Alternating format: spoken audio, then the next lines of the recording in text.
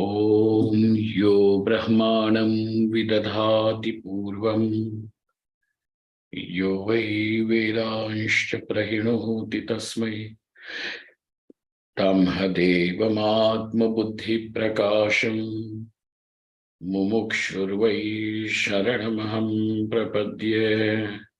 Om Shanti Shanti Shanti. Om Namo Brahmadibhyo Brahma Vidya Sampradaya Kartribhyo Vamsharishibhyo Mahadbhyo Namo Gurubhyaha Sarvopaplavarahitaha Prajnanaghanaha Pratyagartho Brahmaivahamasmi Brahmaivahamasmi. Om Vedantartha Vibhasakaya Gurave Shantaya Sannyasine Nanavadi Nagendra Sanghapavaye Yogindra Vandyaya Cha Mohadvanta Divakaraya Bhagavad Padabhidham Bibhrate Tasmai Bhashakrite Namostu Satatam Purnaya Bodhatmane. Om.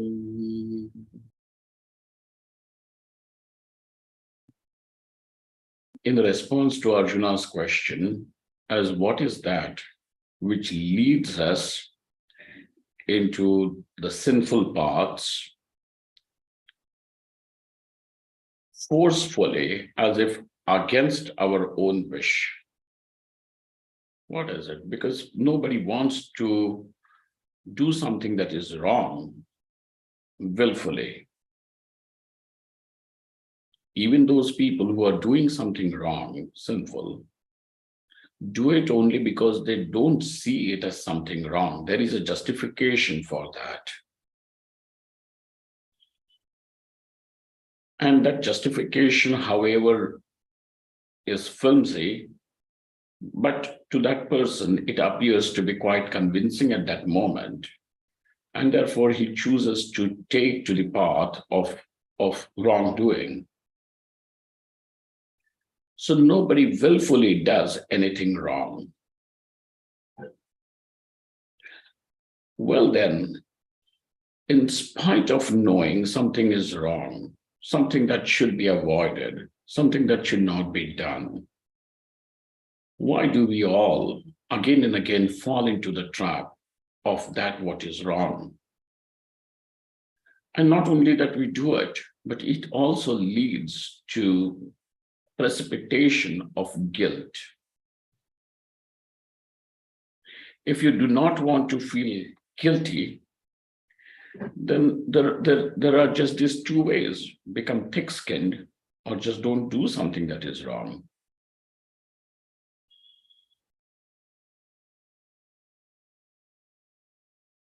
To most of us, becoming that thick-skinned is not possible unless and until one is a hardwired criminal, antisocial,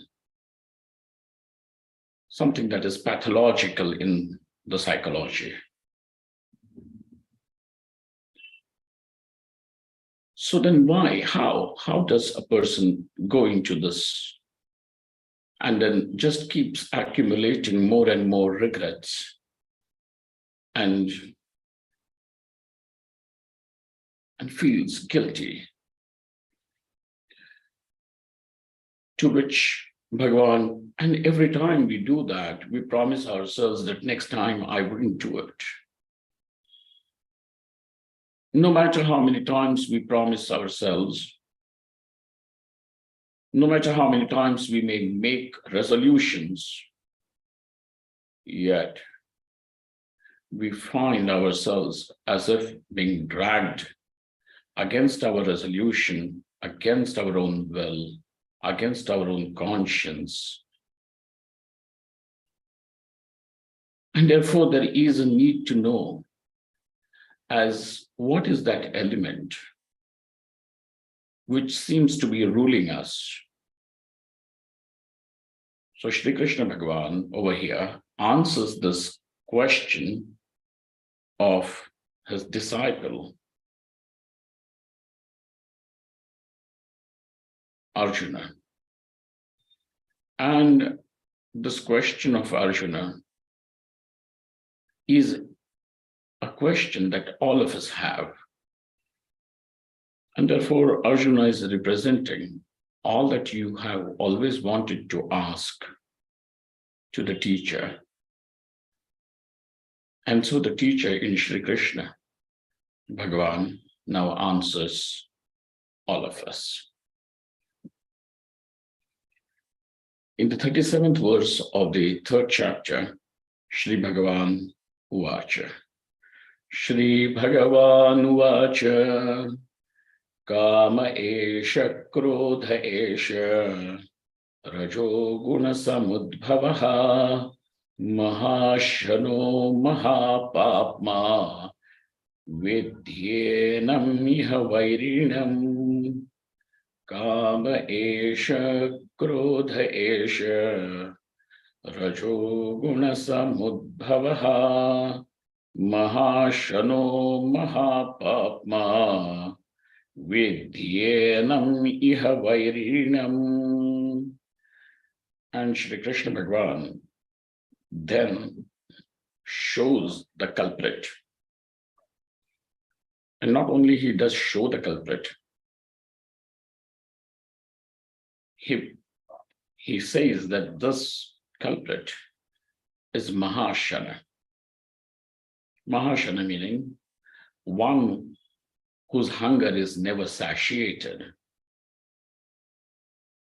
ever dissatisfied, ever demanding, ever asking for more. Mahashanaha.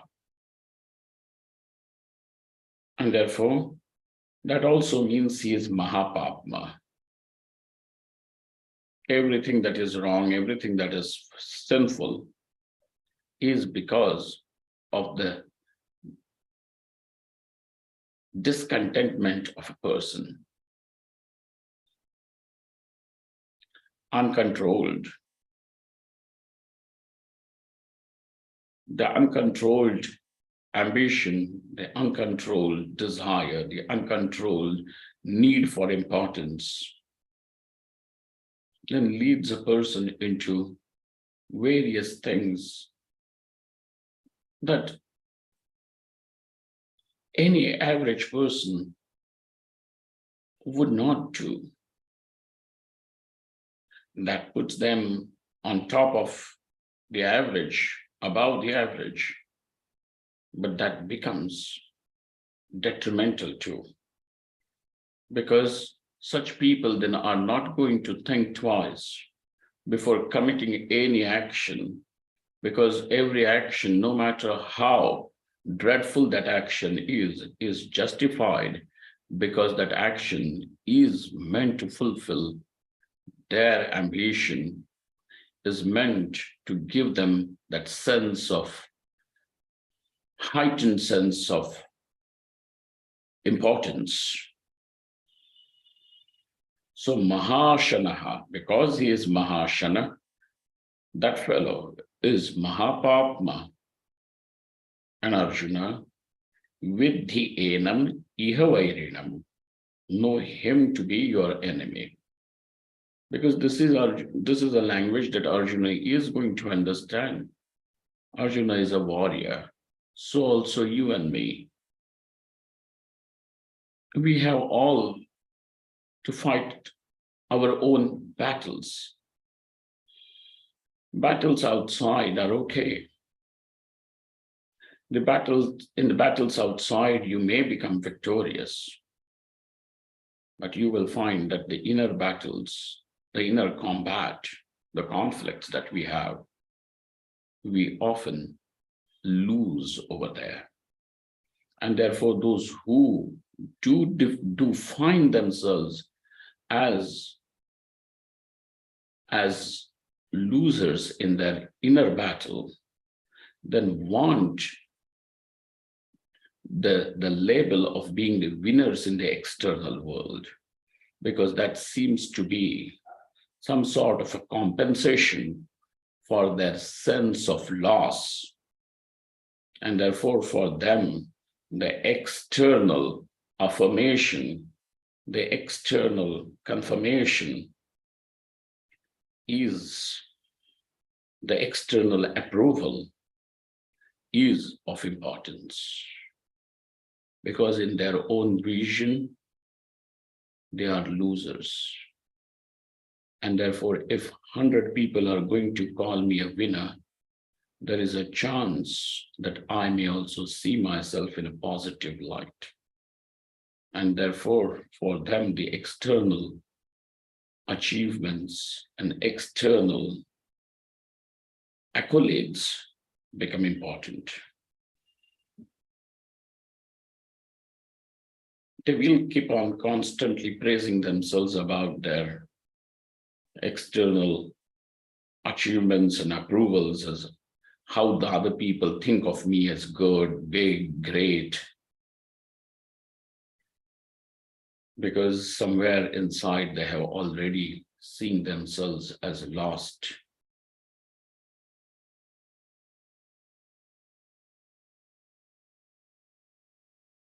Hence, vidhyenam iha vairinam, in your inner battle, know who is the real enemy. Unless and until you have spotted your real enemy, all your attempts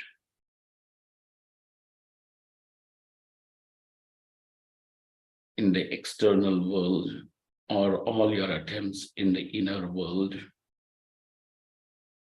are going to be futile. Therefore, Sri Krishna Bhagavan does not say that Bhishma, Drona are your enemies, because it is obviously they are all standing in the enemy lines.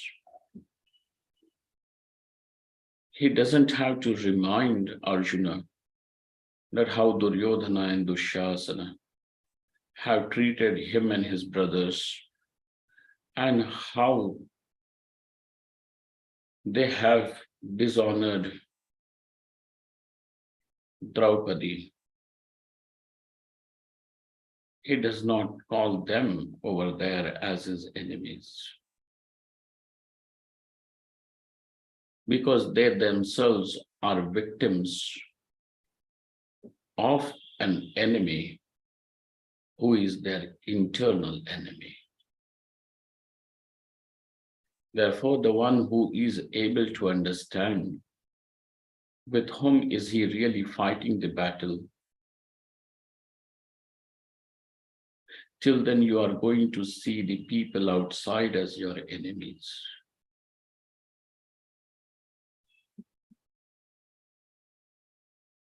Because this one who is situated inside is every time going to project somebody of the other as your opponent.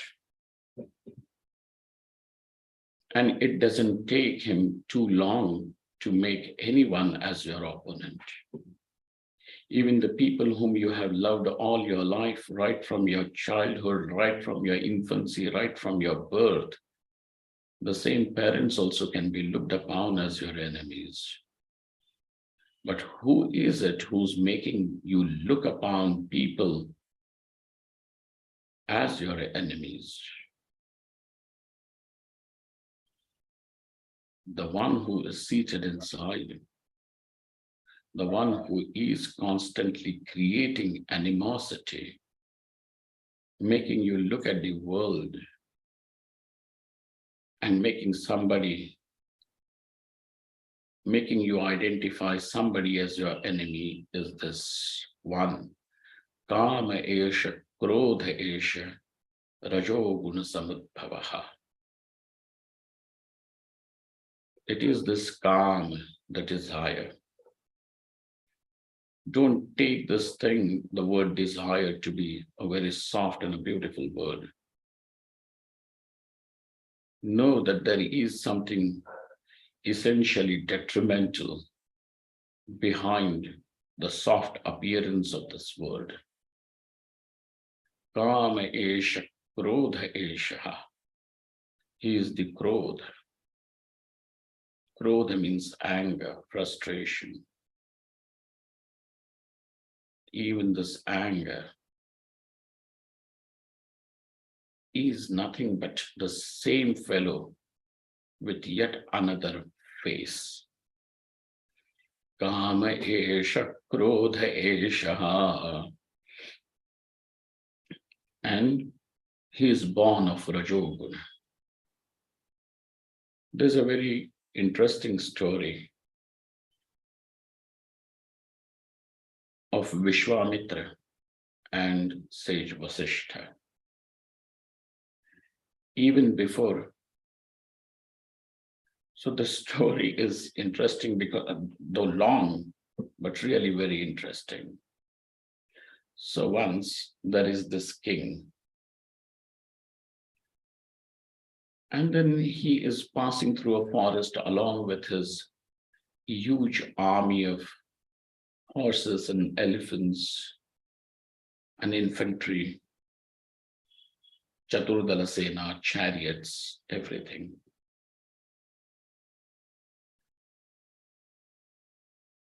It is massive, but he has to pass through the forest. And the patch of forest is quite big.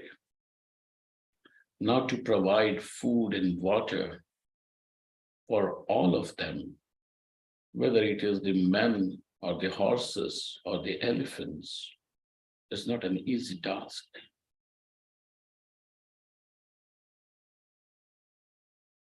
He happens to pass by the hermitage of sage Vasishtha. Out of respect as a king, he goes to sage Vasishtha to offer his salutations to him.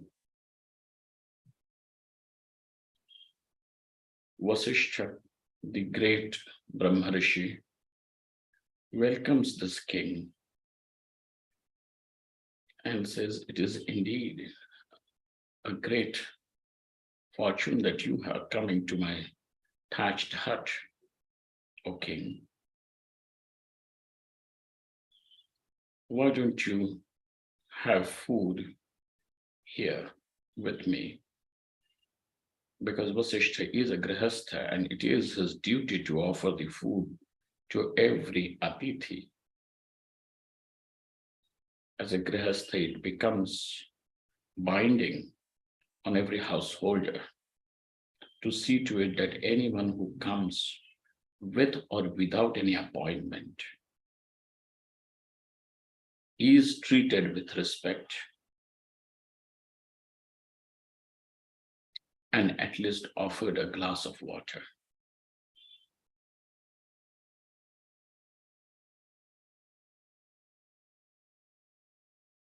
Never even turn down your courier man without a glass of water. Maybe you are not going, you may not be able to offer him food and lunch and dinner, but at least ask, will you have a glass of water? Words of respect and acts of kindness should be the character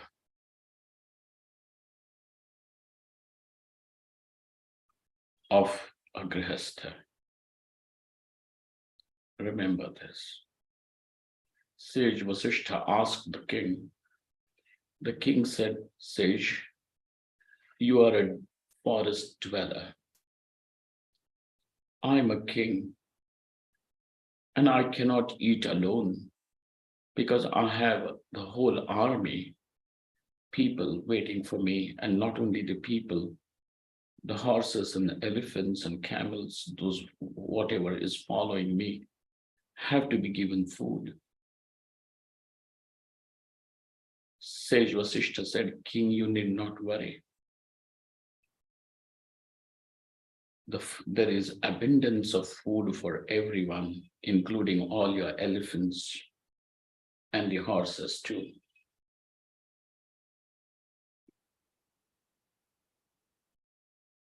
The king thought maybe it will take a long time for Sage Vasishta to make the arrangements for the food. But the food that was served to people and all the animals was so much in abundance and so delicious food that even people in the palaces and the kitchens of the palaces also could not have it cooked. Such delicious, wonderful, steaming food. The king was surprised. And he asked us, how could he do that? In spite of just being a forest dweller living in a thatched hut, how could he provide for all of them? Which is difficult even for a king to make the arrangements passing through a forest like this. Vasishta said, it is not what I have done. All that I had to do is just request my cow. And she is Surabhi, the Kamadhenu, the daughter of Kamadhenu. Kamadhenu means the wish-fulfilling cow.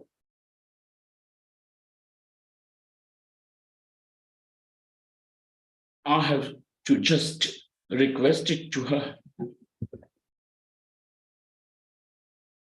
And I treat her like my daughter. Worship her. And she provides for everyone whatever is wanted. Massive vessels and vessels of sweets and numerous delicious food items just came out of the cowshed. People serving that and lifting those vessels were tired, but the food could not be, the flow of food the stream did not end. So the king goes to the cowshed to see the cow, and indeed, the cow is just standing there and releasing, as if, from her udder, like the milk. And everything that fell into the vessels became the food and things, whatever was wanted, required, was just coming out in abundance. The king said, I want this cow, Nandini.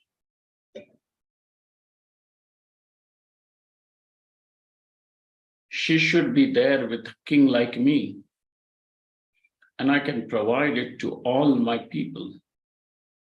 What is this cow doing in your cowshed in this forest? All that you require is just few morsels of coarse food. What a waste of this cow who stands over here and just providing you with this coarse food. To a mendicant, she should be there with me. And Vasishta said, you cannot take her away, she is my daughter.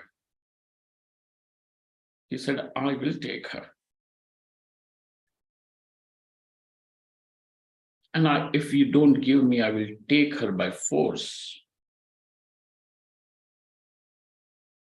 Vasishta, with tears in his eyes, he turns to that cow and says, Nandini, I am helpless. He wants to take you away. Now, you only have to defend yourself. And she snouts, and from her snout rises an army which is several times more powerful than the king's army,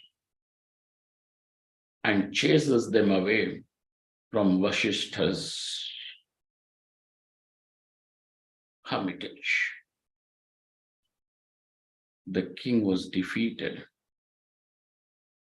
and more than the defeat, the insult and the greed of wanting to have that cow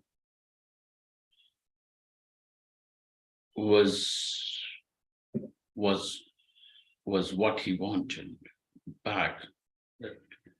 So he decided to do penance and become equal to Vasishtha. Vishwamitra does that penance so intense that he becomes one of the rishis. And in spite of that, Vasishtha refuses to call him Brahmarshi.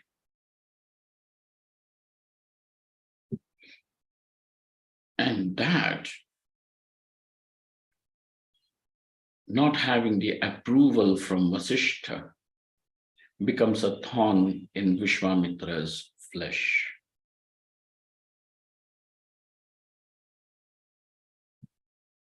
Vishwamitra considers Vasishtha as his enemy because Vasishtha, in spite of Vishwamitra's tremendous penance and efforts, is still not approving him of being a Brahmarshi. And he does so much penance. Finally, one night he decides that he is going to hide behind a cliff near Vasishtha's hermitage and roll down a boulder, a massive rock, to crush Vasishtha and Arundhati. And that night, he is hiding, waiting to push that rock, the boulder, down. And he hears a conversation between Vasishtha and Arundhati. Vasishtha is sitting calmly under the starlit sky. The sky is full of stars. The moonlight, the starlight is casting the cool light, cool rays all over the earth. The entire forest looks as if is bathing in silver. And then Vasishtha says, "Look, Arundhati, this soft light, the white light, is like Vishwamitra's penance. So clean, so clear, so pure, and so white. Vishwamitra's penance is great. Vishwamitra indeed is great."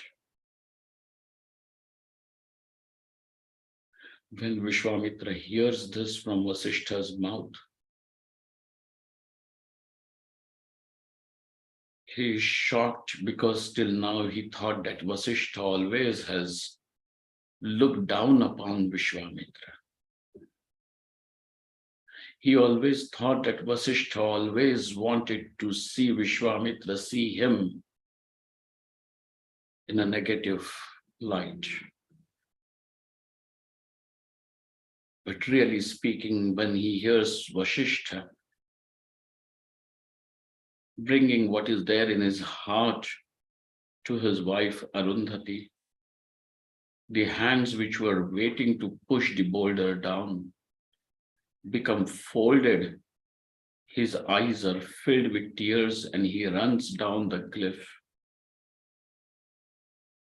to Vasishtha and falls at his feet, apologizing and surrendering all his ego. The greed, the animosity, enmity has ended.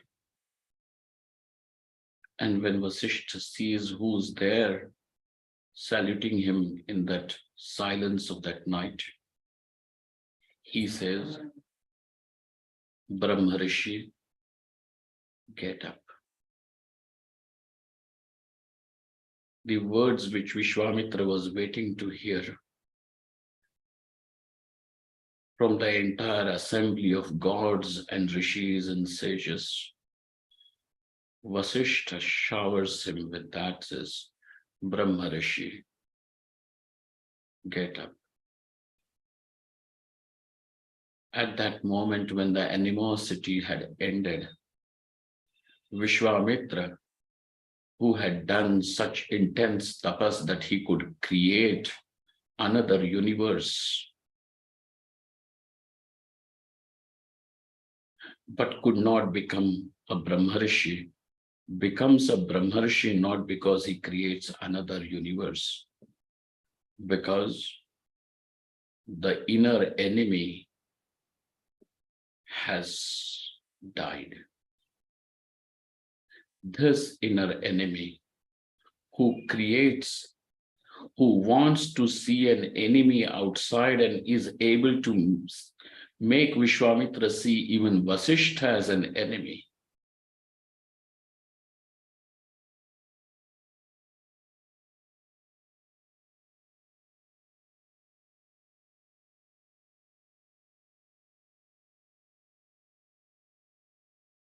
wants to see even somebody like Vasishtha as an enemy, is kama, is this desire.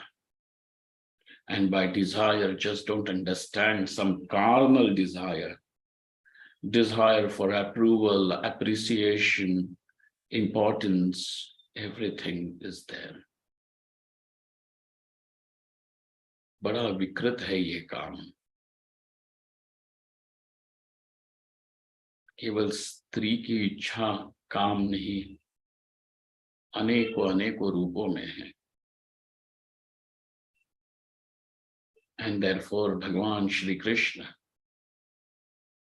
points out to the inner enemy, the real enemy, because when this enemy is not there, when this enemy is defeated, then you have no enemy in the world.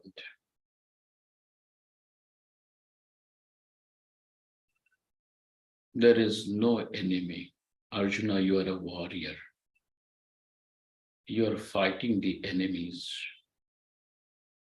But no, people are not your enemies. What makes enemies is desire.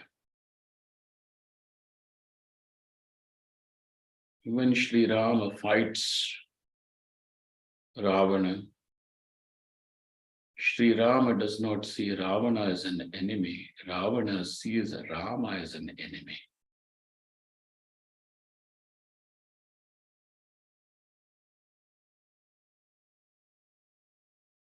Rama only sees Ravana as somebody who is misled by his ignorance, greed, and lust.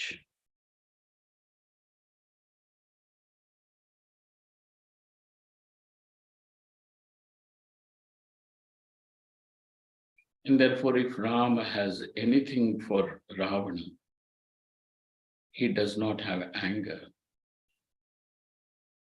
He has sympathy and remedy. But the remedy for Ravana is an extreme remedy. Not only that he has to lose the battle, but he also has to lose this life so that he becomes equipped for the change in a new body, in a new environment.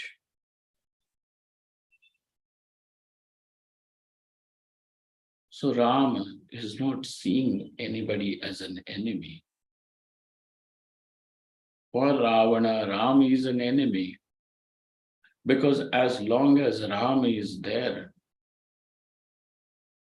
his lust for women now, which is centered only on Sita, cannot be fulfilled.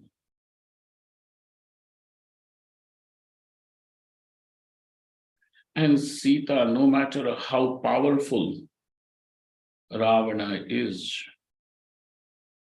Sita will not see anybody as a replacement to Rama.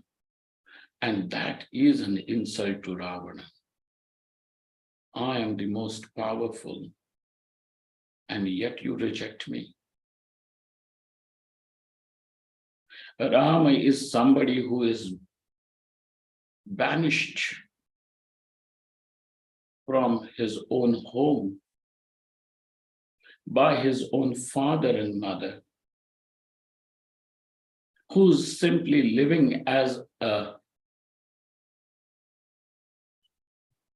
tapasvi,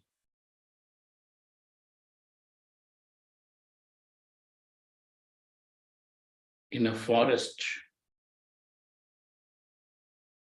with matted locks tied on his head, and using the barks of the tree to cover the body.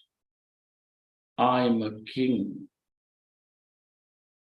who rolls in silks and the rose petals.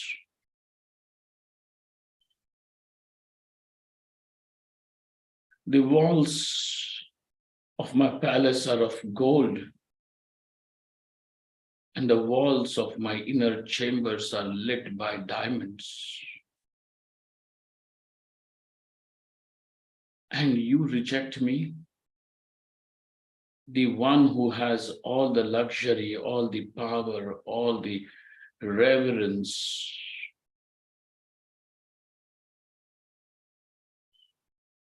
Ravana, who has never known even the D of defeat ever in life, that Ravana I am. How can you reject someone? Therefore, Ravana finds himself as somebody who has lost a battle, who is defeated, who is rejected, in spite of all the accolades and everything that he has.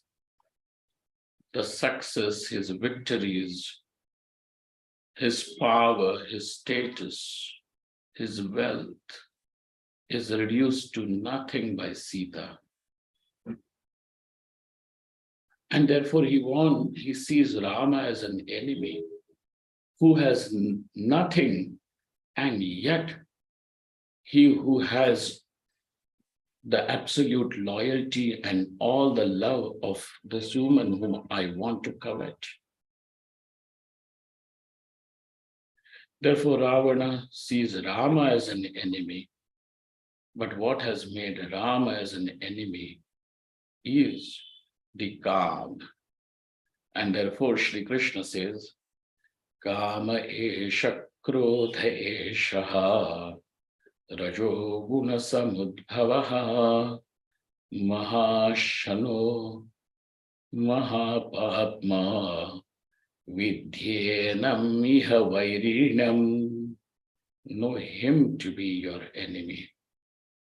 It is very, very essential for all of us to know who exactly, what is that? What is our enemy?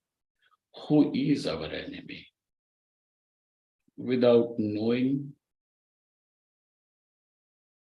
you will be caressing this enemy, keeping him in your lap.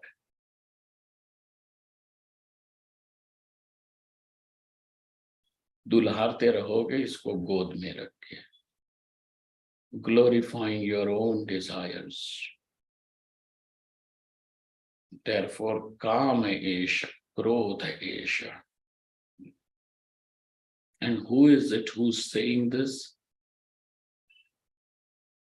It is not you, me, or some management teacher. Shri Bhagavan Uvacha. Whose verdict is this? Shri Bhagavan. Who is Shri Bhagavan? Bhaga means it is a collection of 6 qualities. These 6 are called as Bhaga.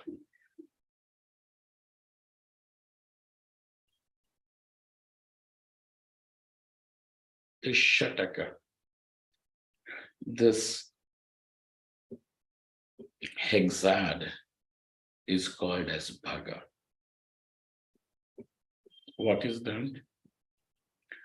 Aishwaryasya samagrasya dharmasya yashasa shriyaha vairagyasya mokshasya shanam bhagaitinganam.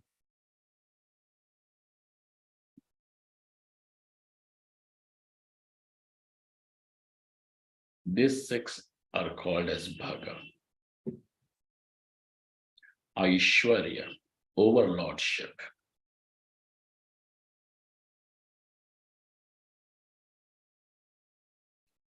Overlordship means that nothing, no circumstances, no powers have the capacity to carve down. Rather, the one who remains as the controller and not the controlled. The one who is never ever the victim.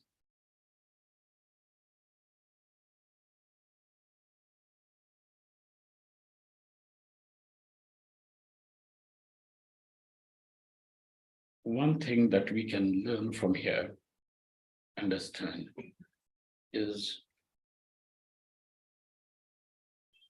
refuse to call yourself as a victim.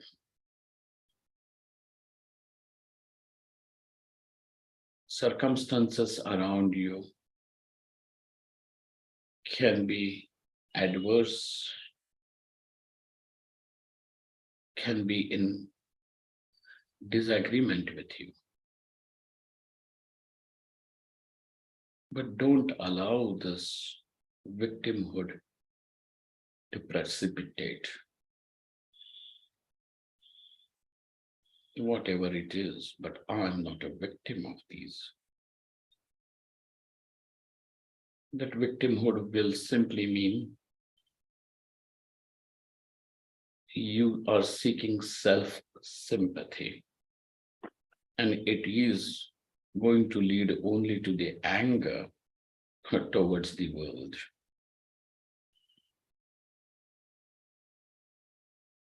But Shri Krishna is called as Bhagavan because he has this Aishwarya. Aishwarya means Ishvarasya Bhavaha. The one who rules, Ishana Shakti, the one who has Ishana Shakti, the power to rule. And that Ishvara, therefore that Bhava is called as Aishwaryam.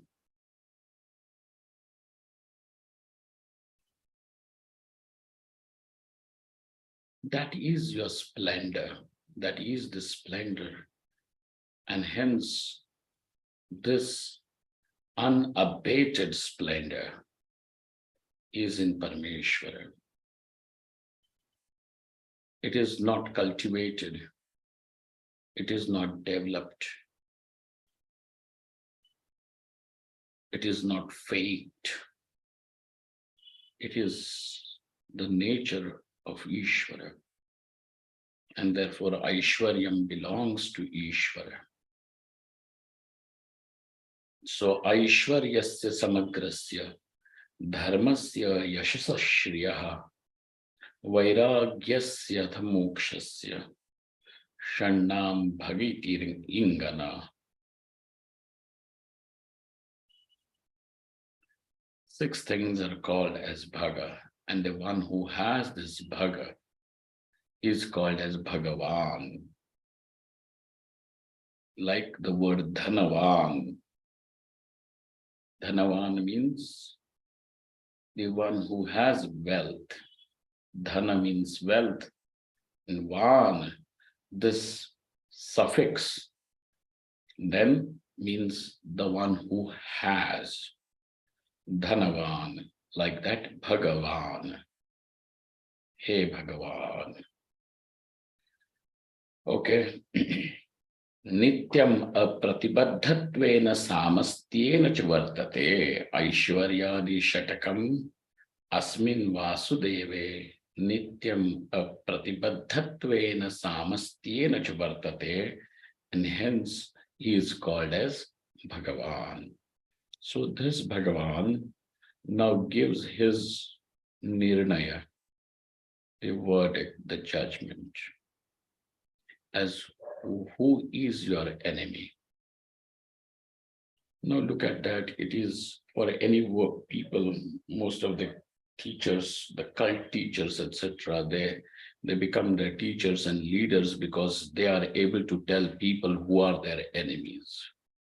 And generally, if you have often seen the trend of, the people who have led spiritual and religious movements in the history, they have often told the world who are the enemies and how these enemies, the people who don't follow their system, the people who don't have the same belief as them, are enemies.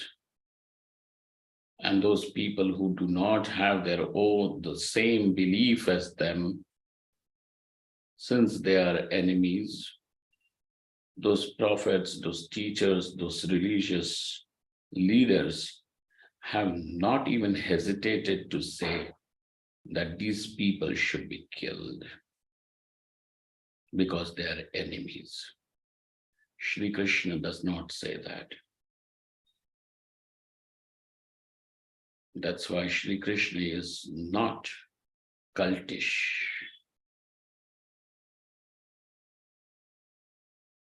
In Shri Krishna's words, there is liberation. He is creating superhumans through his words. He is not creating criminals, asking people to commit crime in the name of God, religion, and faith. If he is asking anything, he is asking you to transform yourself, to see the truth. Transform yourself so that you can see the truth. The truth about yourself, the truth of this world, the truth of time and space, the reality of all this phenomenal world. And knowing this reality, you will be free from the misery, because misery is the product of illusion. Misery is the product of ignorance. Therefore, Shri Krishna, or the teachers of this tradition, are way far different from the league of people who have claimed themselves as religious leaders over here. Hence, it becomes difficult for us to make all of them sit in the same boat. No, they can't.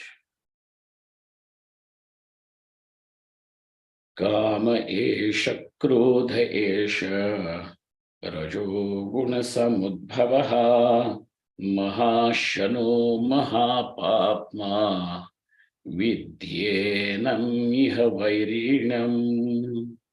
Therefore, Arjuna, know who is this Vairi. Who is this Vairi? Mahashana Mahapapma. Mahashanaha Ataha Mahapapma. Shankarananji Maharaj writes, saying, he is, why do you call him the great sinner? Because he is Mahashana, ever dissatisfied, ever asking for more, never satiated. Kamena hi prerito jantu papam karoti, because it is prodded. The jantu, a living being, person, prodded by these desires, when the desires are unbridled. Therefore, it is very, very important that the desires remain in the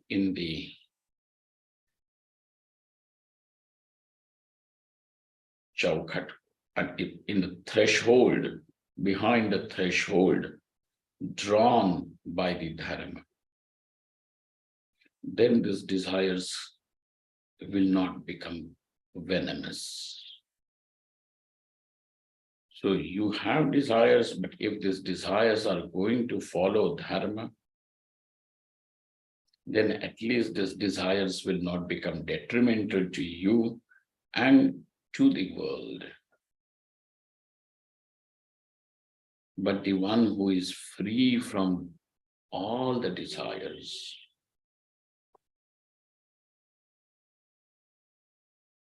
because he has now known the reality,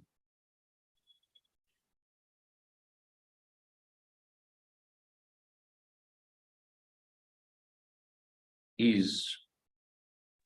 is walking God on this earth, a living God.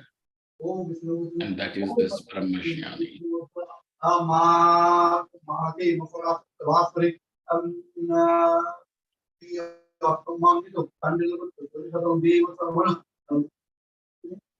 So now we will stop over here and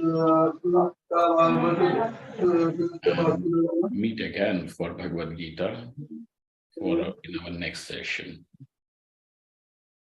Om Purnamadaha Purnamidam Purnat Purnamudachyate Purnasya Purnamadaya Purnameva Vashishyate. Om Shanti Shanti Shanti.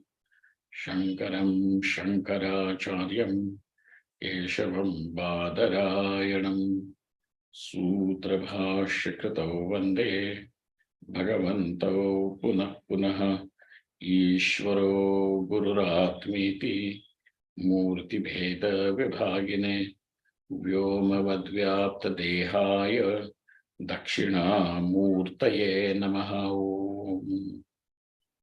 Thank you all. Thank you very much.